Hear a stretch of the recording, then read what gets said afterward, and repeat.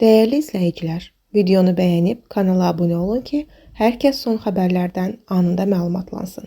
Milli Hidrometeorologiya Xidməti hava şəraitinin dəyişəcəyi ilə bağlı ilkin xəbərdarlıq edib. Xidmətdən verilən xəbərə görə müşahidə olunan mülayim hava şəraitindən sonra martın 18-dən 19-na keçən gecədən başlayaraq ölkə ərazisində hava şəraitinin dəyişəcəyi, şimal-qərb küləyi əsəcəyi, fasilələrlə yağıntılı olacağı, havanın temperaturunun ötən günlərlə müqayisədə tədricən 10-15 dərəcə enəcəyi gözlənilir.